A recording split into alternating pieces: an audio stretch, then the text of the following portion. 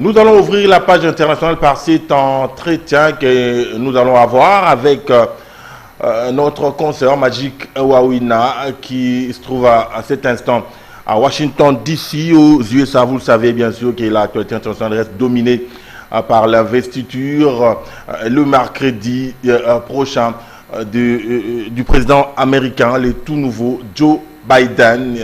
Ce processus a été entaché de plusieurs problèmes. On va en parler justement avec Magic Wawina qui est déjà en direct avec nous. Bonsoir Magic Wawina et bonne année à toi et à toute ta famille à Washington DC. Oui, bonsoir James, merci. Bonne année à toi aussi et à tous les téléspectateurs d'Antenne, mais aussi à tous les peuples congolais qui avaient traversé ce moment de festivité confiné ou dans le couvre-feu. C'est une première depuis que le monde existe. Je connais bien la population quinoise et est une population chaleureuse, mais elle était conditionnée à passer ces moments de fête à la maison, cloisonnée. Donc, c'est les étapes que beaucoup de personnes traversent ici en Amérique également à cause de la pandémie. On n'y peut rien jusqu'à ce qu'une solution efficace soit trouvée. Mais sinon, merci de me faire confiance encore une fois de plus pour partager avec toi ou analyser la politique américaine. Merci à toi, James. Alors Magic, il faut le dire que les États-Unis viennent de traverser une zone de turbulence inédite avec ces épisodes à répétition de Donald Trump. Comment on en est là, Magic? On en est arrivé là, Magic Wawina. Dites-nous un tout petit peu. Est-ce que les Américains avaient, il faut le dire, négligé un tout petit peu la capacité de nuisance de Donald Trump? Racontez-nous un tout petit peu cet épisode qui vient d'avoir lieu aux USA. Bon, Trump, James, dire que les Américains n'ont pas vu venir ou ont si sous-estimé la capacité des nuisances de Trump, je dirais oui et non en même temps. L'Américain lambda a sous-estimé la capacité des nuisances de Trump, comme tu es en train de le dire. Pourquoi? Parce que elle est allée, cette population, donc cet Américain lambda, a suivi le mouvement Trump avec état d'âme. Avec état d'âme, c'est-à-dire, on va faire un petit rappel comment est-ce que Trump a adhéré dans le sillage politique, parce que ce n'est pas un politicien typique de Washington, ce n'est pas quelqu'un qui a pris le b.a.-ba de la politique, c'est quelqu'un qui s'est vu ouvert le couloir de la politique à travers cette contestation qu'il a eu à faire sur la nationalité du président Obama. Et tous ceux qui n'étaient pas d'accord, tous ceux qui ne supportaient pas d'avaler cette pilule du fait qu'un président noir soit le locataire de la Maison Blanche ont adhéré au mouvement de Trump, et c'est comme ça que Trump a pu prendre goût à la politique. Or, la politique est une école. La politique s'apprend. Tous les présidents américains qui sont passés, tous les 45 ou les 44, parce que Trump était le 45e et Joe Biden est le 46e président des États-Unis, tous les 44 présidents qui sont passés à la tête du pays ont appris la politique, ont commencé par la base. Ils ont cheminé toutes les étapes, ont cheminé toutes les étapes de la politique jusqu'à arriver à la tête du pays. Personne n'est arrivé à la tête des États-Unis comme par hasard, comme c'est le cas de Trump, parce que Trump était un businessman. Il n'a pas un instant pensé à la politique, mais il en est arrivé là par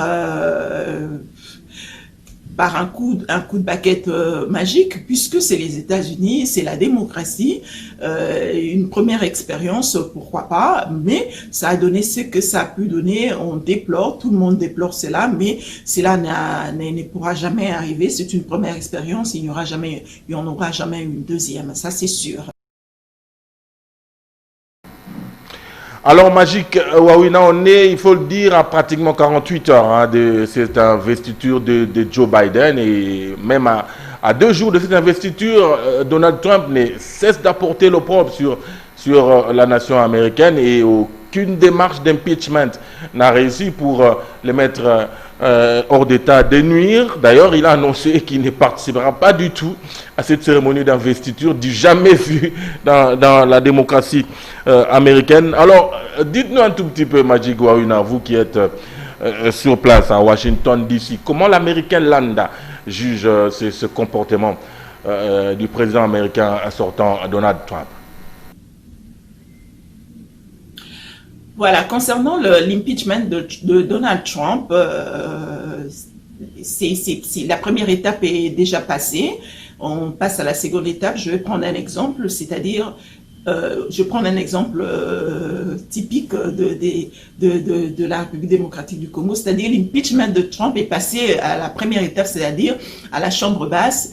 C'est passé, ça a été voté, et la majorité a voté pour que Donald Trump soit destitué. Et c'est parti maintenant au Sénat, au niveau du Sénat, ça doit aussi passer au niveau de sénateurs doivent aussi voter, mais il y a un problème et que les sénateurs, ceux qui sont en fonction, leur mandat prendra fin le 19, alors que Trump, le mandat de Trump officiellement prend fin le 20. Est-ce que les sénateurs qui vont dans leur mandat prendra fin le 19, est-ce qu'ils pourront voter contre ce président ils pourront voter pour la destitution de Donald Trump, alors que le mandat de Donald Trump prendra fin officiellement le 20 janvier. Donc, ça devient une situation carrément impossible. Donc, ceux qui vont venir, les nouveaux sénateurs qui vont prendre leurs fonctions, ne pourront pas poursuivre cet processus, donc ça ne sera pas possible, il ne sera pas destitué. On ne peut pas destituer un président qui n'est plus en fonction, ça ne sera pas possible. Mais ce qui est sûr, Donald Trump s'attend à plusieurs procès qui vont déjà être lancés contre lui une fois qu'il ne sera plus président de la République concernant ce qui s'est passé le 6 janvier dernier. Mais un mot sur la destitution de Trump. On a essayé à destituer Trump pour la première fois par rapport aux élections, à son élection à la tête des Amériques, en rapport avec, je ne vous rappelle et je ne vous apprends rien, en rapport avec l'implication de la Russie en ce qui concerne l'élection de Trump. Cette démarche de destitution n'a pas pu aboutir parce que l'Américain tient aussi compte de ses valeurs, tient aussi compte de l'histoire américaine ou de la leçon que l'Amérique peut donner au monde entier. Destituer un président de la République, c'est humilier toute une nation.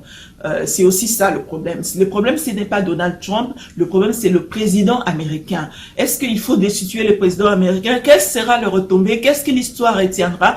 Tout ça, ça rentre en compte, ça rentre en compte pour que cette destitution ne puisse pas avoir lieu. Donc, la seconde étape de cet impeachment n'aura pas lieu. Donc, il est destitué à la première étape, mais la seconde étape n'aura pas lieu. Pourquoi? Parce que les sénateurs qui sont en place, leur mandat prendra fin le 19 janvier et Donald Trump, son mandat prendra fin le 20 janvier. Ceux qui viendront, les sénateurs qui viendront, qui ont été votés au même moment que Joe Biden, verront déjà un président fin mandat et ne pourront pas le destituer parce qu'il est fin mandat, parce que nulle part dans la Constitution américaine on prévoit de destituer un président fin mandat. Donc la deuxième étape de la destitution de Donald Trump n'aura, je dirais, malheureusement pas lieu.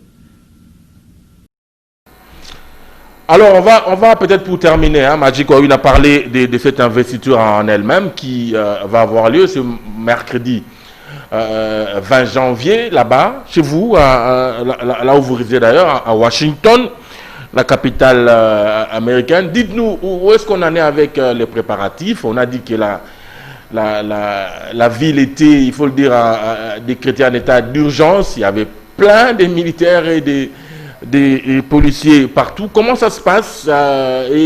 Dites-nous un tout petit peu le déroulé de la cérémonie. Comment va se passer cette cérémonie?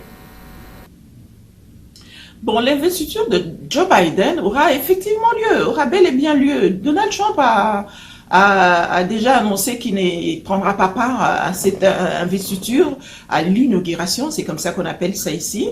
Il ne prendra pas part, mais Pence, le vice-président de Donald Trump, prendra part, tout le monde prendra part, tous les anciens présidents, Obama sera là, tout le monde sera là, sauf le grand absent, ça sera Donald Trump. C'est pas une surprise puisqu'il a déjà annoncé à qui veut l'entendre, mais cette investiture était prévue d'être une investiture virtuelle, mais on change de plus en plus, ça ne sera plus virtuel, ça sera physique comme toutes les investitures, mais la sécurité a été renforcée au niveau de Washington DC. Les militaires sont éparpillés à travers Washington DC pour assurer la sécurité, bien entendu, de cet événement qui va arriver, et ça sera médiatisé. Et voilà quoi, c'est la première fois qu'on assistera à une inauguration, si vous voulez, à l'investiture d'un président américain dont le précédent ne prendra pas part. La première dame et son mari, Donald Trump, ne prendront pas part, et ça sera une première dans l'histoire américaine, et c'est sans des... Donald Trump est en train de nous habituer à une autre situation que nous devons nous adapter, comme nous sommes en train de nous adapter à la pandémie de coronavirus. Voilà, merci Magic Wawina pour tous ces éclaircissements, et encore une fois de plus, bonne année à vous.